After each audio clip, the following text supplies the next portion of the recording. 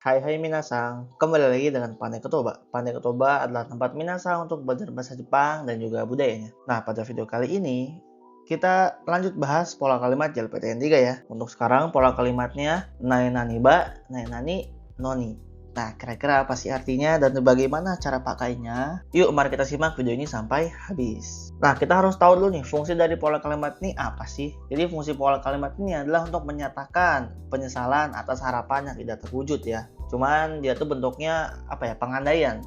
Cuman pengandaiannya itu didasarkan dengan penyesalan. Misalnya contohnya kayak teman kita mau ada acara hiking nih ke gunung gitu ya. Cuman di hari Rabu. Cuman karena kita kerja, kita nggak bisa nih. Akhirnya kita berandai-andai deh. Coba seandainya aja aku pengangguran, pasti aku bisa ikut naik ke gunung. Nah, kira-kira seperti itu ya nuansa pakainya. Nah, di sini untuk arti dari tata bahasa ini ada 3 lah ya, kurang lebih yang Pandai Kotoba. Coba jelaskan pada minasang. Yang pertama itu ada coba aja, kalau saja, atau seandainya. Cuman harus diingat nih ya, kalau ini pengandaian yang didasari dengan penyesalan. Dan ada sedikit catatan juga ya, dengan tata bahasa ini adalah digunakan untuk hal-hal yang sudah terlanjur terjadi dan tidak bisa diubah. Misalnya kayak ya tadi ya, kayak contohnya teman-teman kita ngadain acara hiking ke gunung ya, traveling ke gunung gitu ya, naik gunung, tapi di hari Rabu, tapi karena kita kerja nih, kita nggak bisa ikut, seperti itu. Nah, itu kan nggak bisa dirubah ya, dan sudah terjadi karena sudah direncanakan. Dan bagaimana sih cara membuat kalimat dengan membawa ini? Itu juga simpel aja. Yang pertama untuk kata kerja. Ya, untuk kata kerja itu harus menggunakan bentuk ba ya. Kita harus menggunakan bentuk ba. Ya, masih ingat ya gimana cara mengubah bentuk ba?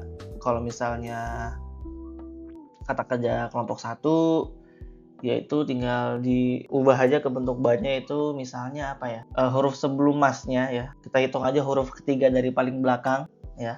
Itu diubah ke baris E. Nah, kemudian huruf masnya diganti dengan huruf ba. Misalnya ikimas jadi ikeba.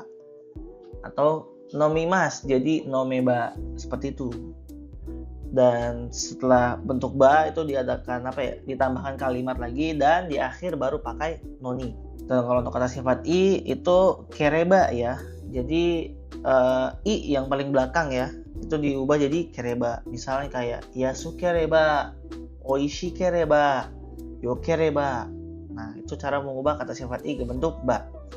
Sama seperti kata kerja ya, dilanjutkan dengan kalimat baru diakhiri dengan noni. Kalau kata sifat na dan kata benda itu nggak bisa pakai bentuk ba. Nah, bentuk ba-nya itu adalah nara. Ya, jadi misalnya hima nara atau yume nara gitu ya. Kalau kata benda ame nara, yuki nara, fuyu nara. Jadi nggak perlu pakai bentuk ba. Jadi dia pakainya nara ya, karena memang untuk kata sifat na dan kata benda itu tidak ada bentuk ba-nya. Oke, untuk contoh kalimatnya di sini kita lihat yang pertama.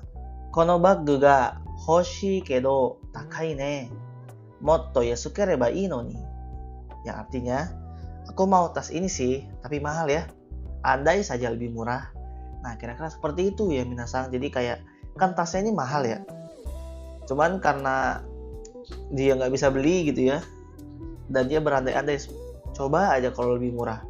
Seandainya lebih murah, pasti bisa beli gitu.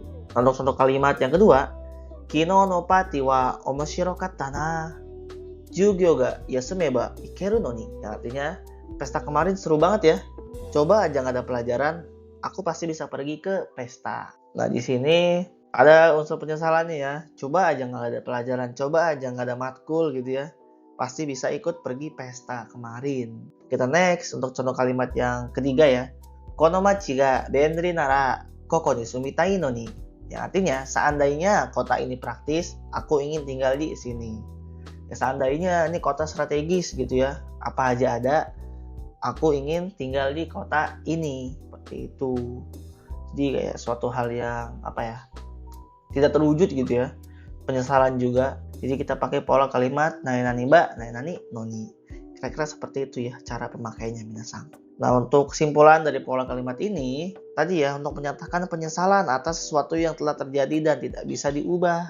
Jadi ya udah.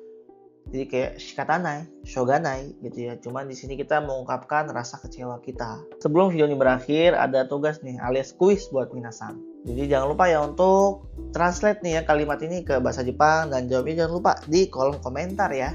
Dan terima kasih buat minasang yang udah nonton video ini sampai akhir. Jangan lupa like, komen, dan juga subscribe channel YouTube Pandai Kodoba. Dan jangan lupa ya untuk share video ini ke teman-teman minasang yang lagi ngejar N3.